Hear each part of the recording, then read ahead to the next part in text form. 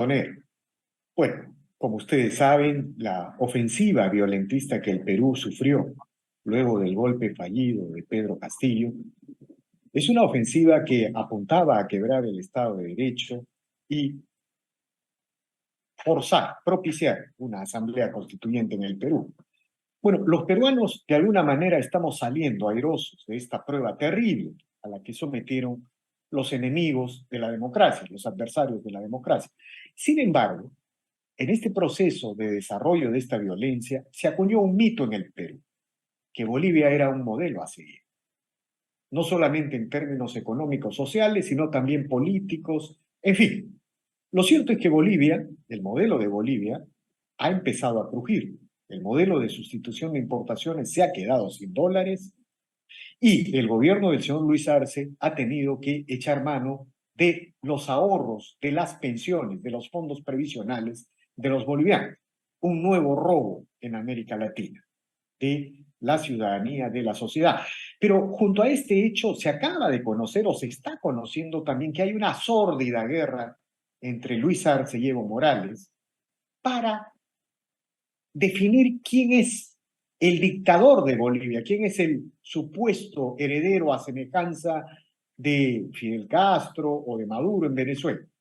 Bueno, necesitamos conocer estos temas porque de alguna manera la situación del sur del país desarrolla una expectativa muy particular con respecto a la situación de Bolivia, este país del altiplano, este país fronterizo con nuestro país.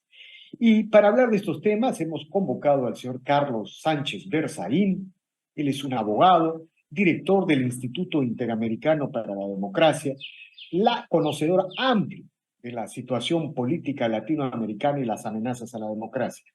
Le decimos muchas gracias, señor Sánchez Berzaín, y gracias por aceptar esta conversación. Buenas tardes.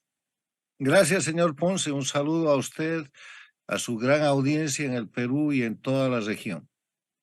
Bueno, gracias, señor Sánchez Berzaín. Quería preguntarle lo siguiente.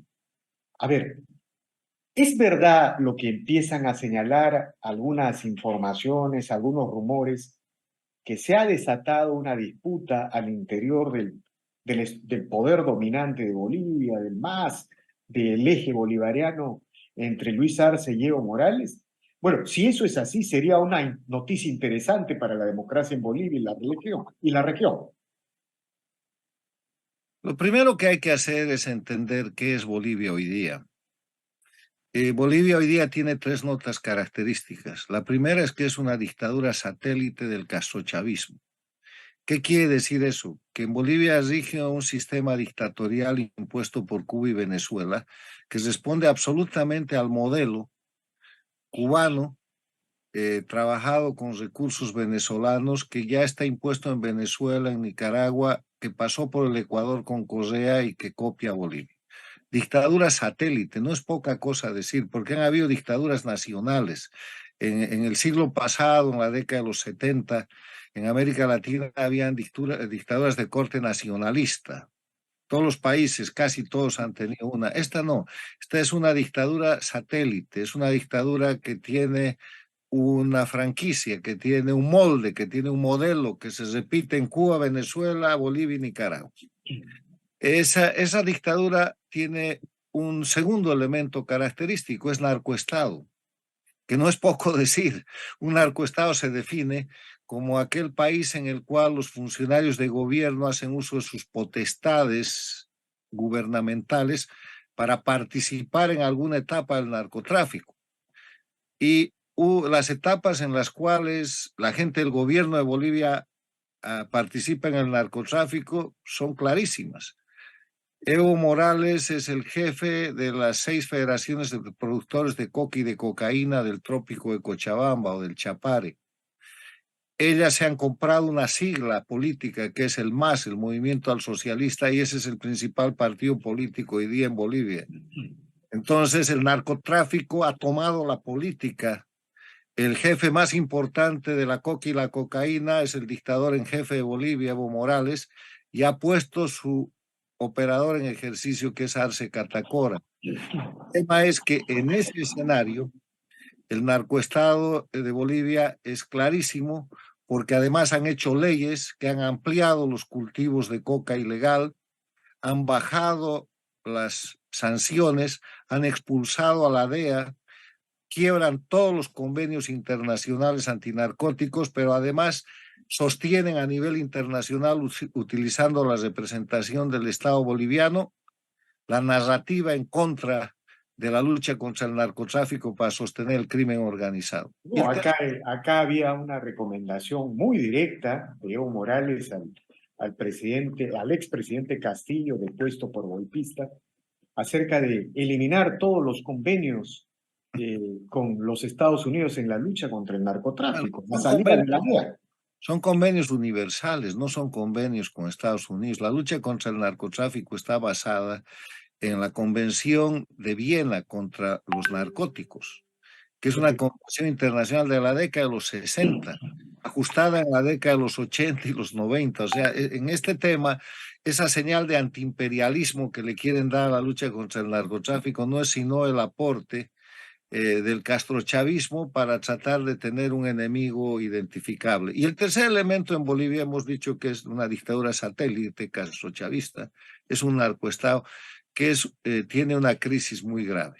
Y la crisis está marcada por los hechos que usted introducía. Han repetido el sistema económico del castrochavismo, que ha convertido a Cuba y Venezuela en países miserables, en crisis humanitarias, y van para allá. ¿Y cómo se hace eso? Se destroza el aparato productivo, se estatiza todo lo que se puede, se concentra la corrupción en esa estatización, se mantiene impunidad, se concentran todos los poderes, no hay capacidad de fiscalización ni de denuncia porque incluso se suprime la prensa libre, pero además de eso, se establece un mecanismo por el cual, en el caso de Bolivia, siendo narcoestado, para lavar el dinero exportando cocaína, hay que retornar eso a través del contrabando. Entonces se vuelve al país un país importador en vez de exportador con una balanza comercial negativa. El contrabando es el elemento complementario del narcotráfico, cuando el país es productor, exportador de cocaína, como el caso de Bolivia. Entonces hay una crisis económica muy grave porque han destrozado. Bolivia estaba 5 años adelante del Perú y era el centro más importante de Sudamérica en producción de gas. Hoy día Bolivia no exporta más gas. Cuando Bolivia era una potencia exportadora de gas, Camisea era un proyecto. Así es, efectivamente. Bolivia no tiene gas, no puede cumplir los contratos de exportación con Argentina y con Brasil y está importando petróleo. Y tiene dos problemas: se le han acabado los dólares porque su reserva al mes pasado eran 330 millones de dólares que ya no hay. La reserva internacional está por debajo de los 2.000 millones de dólares. La deuda externa de Bolivia supera el 100% del Producto Interno Bruto, que es muy pequeño, son 40.000 millones de dólares el Producto Interno Bruto de Bolivia. El del Ecuador son 100.000 millones de dólares. El de Walt Disney es 10 veces más eso, o sea que ahí estamos. Pero además de eso, no es sujeto de crédito en ninguna parte y por eso ha acudido a robarse los fondos de los trabajadores activos y de los jubilados, porque los fondos de pensiones están integrados por el aporte que hacen todos los días, todas las semanas o todos los meses los trabajadores activos. Así es. Me cobran los jubilados, porque si no hubieran trabajadores activos... Ahora, se habla de que esa expropiación, ese robo es algo así como de 23.000 millones de dólares, lo que le permitiría al gobierno de Bolivia, a la dictadura de Bolivia, evitar, al menos en el corto plazo, la devaluación y la debacle que parece inminente. Escuché señalar eso a un economista. ¿Qué piensa usted de eso? Bolivia tiene dos problemas muy graves. Han destrozado la estabilidad económica que se instituyó en el país el año 1985 con la nueva política económica después de la hiperinflación que llegó al 25.000%. Y la nueva política económica tiene tres bases que son muy sencillas. Primero, el dólar determinado por la oferta y la demanda en un bolsín. Han acabado eso y ellos controlan el dólar. Ahora controlan sin dólares y por eso la gente no puede sacar sus depósitos y hay un corralito. Han quitado la posibilidad de que el libre mercado determine el precio del dólar y lo tienen estabilizado desde hace años en poco menos de 7 bolivianos por dólar y eso es una simulación. Segundo, el precio de los carburantes deberían estar librados de la gasolina, del diésel, al precio internacional del mercado. Y eso está subvencionado y esa subvención a Bolivia le cuesta un poco más de 1.000 millones de dólares al año, cada vez más. Y eso es un déficit muy grave. Y tercero, la libre contratación. O sea, han establecido regímenes con los cuales la mayoría de los trabajadores de Bolivia son empleados públicos y además tienen inamovilidad funcionaria, lo que ha limitado la posibilidad de inversión, la posibilidad de desarrollo y de emprendimiento. Entonces, ¿qué han hecho? Han hecho una economía estatista, centralista, hipercorrupta e impune. Y eso ha terminado por liquidar Bolivia después de que se han aprovechado y se han gastado todos los recursos de la riqueza que se generó después de la estabilidad económica con los proyectos de desarrollo de la década del 90, la capitalización social. O Bolivia era el sea, centro del gas, Bolivia era el centro del desarrollo energético eléctrico, el centro del desarrollo aeroportuario. Han acabado con todo eso y bueno, han durado 20 años en destrozar aquello. Había la ahora, riqueza boliviana. lo que se deduce por la descripción que usted señala es que el gobierno de Bolivia puede retrasar un poco la debacle, tomando los fondos de pensiones de los trabajadores, pero lo que parece inevitable es que se viene el quiebre, como se dice, el crack de la economía El, boliviana. el país está quebrado. Los fondos de pensiones, que son el único recurso líquido que tienen, son casi 24.000 millones de dólares, pero un informe que acaba de aparecer en Infobae, una investigación extraordinaria que se la recomiendo, muestra Gracias. que ya se han robado 7.000 millones de dólares. En los últimos años, en los últimos 10 años, eh, han tomado 7.000 millones de dólares de los fondos de jubilación de la siguiente manera. Han hecho leyes que obligan a las administradoras de fondos de pensiones a comprar bonos soberanos del Estado boliviano. Esas administradoras de fondos de pensiones, en vez de demandar la inconstitucionalidad de esas leyes ante unos tribunales controlados por la dictadura, que igual les hubieran dicho que no, han comprado los bonos. El Estado ha agarrado 7.000 millones de dólares y ha hecho desarrollismo, ha pagado gasto público y se ha tomado un poco más del 30% del dinero de los trabajadores bolivianos. Pero ahora están sacando a las administradoras de fondos de pensiones. Una es la Zurich y otra es una española vinculada a la banca española. Y en el mes de mayo eso va a pasar a manos de una entidad pública que se llama la Gestora. Entonces van a seguir cambiando el dinero líquido de los trabajadores bolivianos por certificados que no valen nada, porque mañana cuando haya que pagar la jubilación, no le va a poder dar usted un bono del tesoro al jubilado para que vaya con eso al supermercado. O sea, están haciendo Efectivamente. desaparecer propiedad privada, porque esa es propiedad privada. Los fondos de pensión son dineros de los trabajadores para pagar a los jubilados. Clarísimo, Ese es el robo que están cometiendo y todavía queda por robar un botín de cerca de 16.000 y poco millones de dólares, que es lo que ahora los trabajadores bolivianos han empezado a defender. ¿A Y qué se refiere? ¿A qué se refiere con ese botín de 16.000 millones de dólares? los fondos de pensiones todavía tienen Ah, 16 ok, ok, de clarísimo. dólares, que si Claro. la gestora los empieza a administrar, los va a hacer desaparecer. 16.000 millones de dólares dan para que la dictadura se sostenga 3 o 4 años más. De acuerdo, está clarísimo. No, sino que la confusión venía, como había un monto de 23.000, 24.000 Ese es millones el de dólares. monto original, pero ya se han robado 7 Así mil. es, clarísimo, clarísimo. Ok, señor Sánchez Berzaín, volviendo al tema político, en este contexto, en esta descripción que usted ha señalado, ¿es verdad la información que señala una guerra política por el poder que puede afectar el curso, la coherencia de la dictadura en reprimir, en perseguir a la oposición? Hay una disputa de quién es más malo entre Luis Arce y Evo Morales por quedarse el liderazgo del castrochavismo en un país como Bolivia? Mire, yo creo que eso no es cierto. Y le voy a dar tres elementos. Primero, Bolivia es una dictadura satélite y depende de Cuba y Venezuela.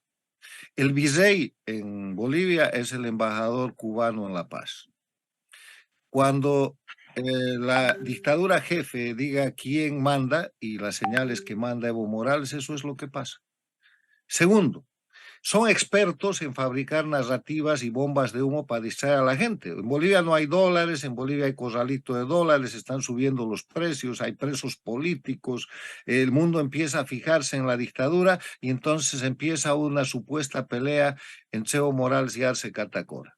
¿Por qué la pelea es supuesta? A ver, Evo Morales hace fraude electoral el año 2019, renuncia, escapa, y después, cuando hacen fracasar el gobierno de transición que termina siendo de continuismo, el gobierno de la señora Yanine Áñez, que ahora está presa, Evo Morales, que estaba acusado de narcotráfico, de asesinatos, de masacres, de pedofilia, vuelve a Bolivia, manipula el sistema judicial, se libra de todo y fabrica la narrativa de que eso no fue una renuncia, que eso no fue fraude electoral o del 2019, habiendo informe de la OEA, de la Unión Europea y del Departamento de Estado que certifica que eso fue fraude. Dicen no fue fraude, fue golpe. Y empieza procesos de investigación con fiscales y jueces con los que encarcela a Yanine Áñez y un montón de gente. Uno de los últimos Pese a que el Congreso está controlado mal. por el MAS, Todo, el todo. Congreso controlado por el MAS la reconoció como Pese a presidente. que 11 millones de bolivianos miraron cómo Morales lloraba y renunciaba y pedía salir corriendo a México, y México mandó un avión militar y gente de la oposición funcional ayudó a que eso suceda y él escapó. Pese a todo eso, prueba fehaciente, delitos flagrantes, él dice, no, eso no fue fraude, fue golpe. Ajá. Impone la narrativa del golpe y en medio de esta pelea, esto es lo importante, supuestamente se están peleando Evo Morales y Arce Catacora, el jefe de Estado es Arce Catacora, meten presos a gente como Luis Fernando Camacho, a gente como Pumari, siguen metiendo presos para sostener la narrativa que hace de Evo Morales inocente. Entonces, Partiendo ¿dónde está la pelea? Si el tipo que maneja el Estado es el que ejecuta lo que le conviene a Evo Morales, si el día que celebran los 10 años de la muerte de Chávez, su benefactor y el castrochavismo reúne a todos los dictadores y exdictadores en Caracas, van a Caracas y ahí están Evo Morales y Arce Catacora recordando a su jefe y además bajo el patrocinio de Díaz Canel y de de acuerdo, de acuerdo. Duro. Entonces, ¿dónde está la Interesante. pelea? Los hechos de persecución, los crímenes, el día a día de Bolivia demuestra que simplemente eso es una bomba de humo como las que lanzan todo el tiempo para entretener a la opinión pública nacional e internacional. O sea, no puede haber pelea primero porque los dos tienen jefe. Y el jefe ha dicho que el que manda ahí es Evo Morales y el jefe está en Cuba. Y De segundo, acuerdo. no puede haber pelea porque los hechos le están demostrando que entre los dos están reprimiendo, están encubriendo, están manteniendo impunidad y están sosteniendo el narcoestado.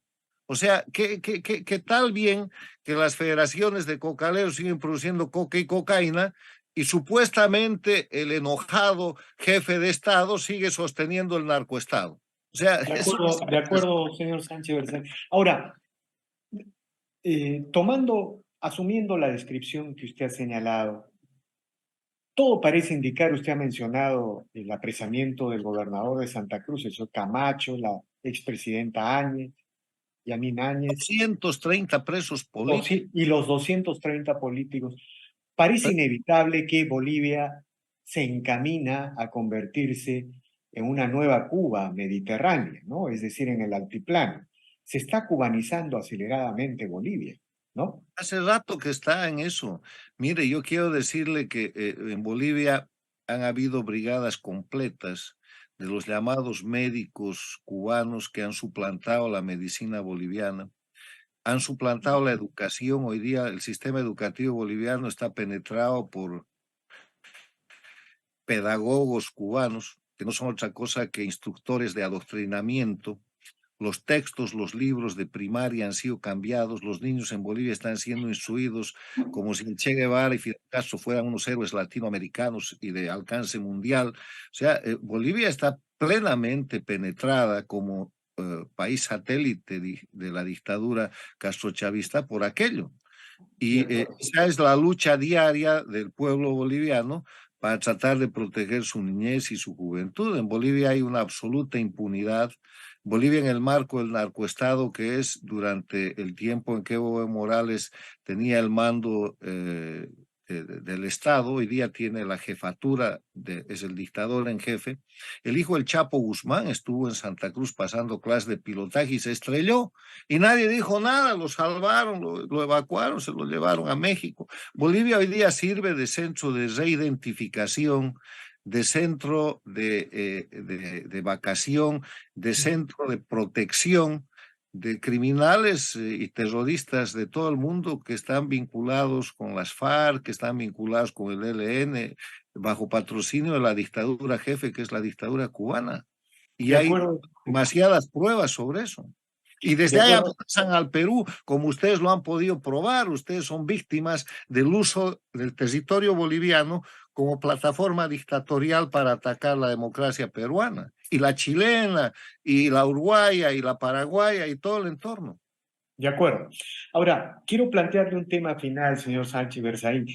Antes de que se conociera la magnitud de la debacle de la economía boliviana, como que el proyecto del eje bolivariano en América Latina tenía cierto argumento para el relato. Se decía, bueno, Venezuela ha fracasado, quizás Cuba también, pero Bolivia, ahí está. Miren, ese es el modelo boliviano que funciona, ¿no? En el caso del sur del Perú, los activistas bolivarianos, los radicales del sur del Perú solían señalar eso como permanentemente. El modelo es Bolivia. Ahora que se conoce la debacle de Bolivia, ¿no? Y que esta descripción que usted señala con mucho detalle, ¿qué cree usted? ¿Por dónde va a ir el relato, el argumento del eje bolivariano? Si mire usted, han fracasado en Perú, también están fracasando en Chile. O sea, y de alguna manera también están fracasando en Colombia en términos de gobierno, de economía, de administración. ¿Por dónde va el relato, cree usted? ¿Por dónde se viene la narrativa? Quiero agregar a su descripción que son productores de miseria. La Argentina, que es un gobierno paradictatorial, acaba de ofrecer un informe del año pasado, donde la pobreza ha subido al 39,2% en el país de mejor clase media de la región. Así es. Bolivia ha aumentado la pobreza y ha aumentado la desigualdad. En Venezuela, ni qué se diga, crisis humanitaria. Entonces, ¿por dónde va el relato con estos productores de miseria? Le van a echar la culpa al imperialismo, van a volver al discurso antiimperialista. Ya hemos escuchado a Arce Catacora en las Naciones Unidas pedir la condonación de la deuda externa para los países pobres. O sea, destrozan la economía, roban como locos, mantienen impunidad, hacen narcoestados y quieren condonación de la deuda que ellos han usado para corromper, para envilecer y empobrecer al pueblo y para destrozar las democracias que pueden. O sea, en eso están. Ahora viene la condonación de deuda y el relato del antiimperialismo. Es un... Pero digamos, la gran diferencia, señor Sánchez Berzaín, es que ellos han llegado al poder. O sea, en Colombia, Perú, Chile y Bolivia han llegado al poder y todo el mundo se da cuenta que son un reverendo desastre. ¿Sabe por qué más se nota el contraste? Porque en el caso de Chile, Perú y Colombia eran sociedades en crecimiento, que reducían pobreza. ¿Usted qué cree que era Bolivia? El año Igual, 2003, Bolivia era un país que estaba listo para exportar gas a Estados Unidos y a México. Era un país con crecimiento positivo que, si bajo el sistema democrático hubiera tenido el boom que tuvo Morales el 2007, 2008 y 2009, Bolivia estaría en el primer mundo. Bolivia tuvo una inversión en la década, no en la década, en 4 años, del año 4 al año 98 de 5.000 millones de dólares para la época solo en inversión petrolera. Era un país serio, con contrapartes, con credibilidad, con una deuda externa pequeña. Bolivia era un país que se estaba incorporando al crecimiento. Bolivia tenía una sociedad cuya clase media estaba creciendo. Bueno, son productores de miseria, han llegado a eso. Mire dónde están llevando la Argentina. Y ustedes, los peruanos, se tienen que cuidar, porque son el país con mayor crecimiento económico, pese a las amenazas antidemocráticas que han subido, que han sufrido y que sufren. Están logrando destrozar Chile, están parando la economía de Colombia, son productores de miseria. De eso se trata. Entiendo. La igualdad del sistema castrochavista no es hacer a los pobres clase media, es destrozar la clase media para que todos sean pobres. Y lo atestiguan 7 millones de venezolanos que están dispersos por el mundo, que han perdido su país. Esclarecedor. Muy agradecido, don Carlos Sánchez Berzaín, por estas declaraciones. Tenemos que seguir conversando de estas cosas para que los latinoamericanos asuman cada vez más conciencia de la amenaza que representa el Solo hay despojo. que mirar la realidad objetiva, ¿sabe? No me crean, miren la realidad. Miren, Venezuela era el país más rico de América Latina, compitiendo con Estados Unidos al empezar este siglo. Tenía Imagínate. fábricas de automotores, era miembro de la OPEP, era el país donde se refugiaban todos los perseguidos políticos de Latinoamérica en la década de los 70 y los 80, y hoy día, ¿qué es? Un país con crisis humanitaria, un narcoestado y un país controlado por mafias.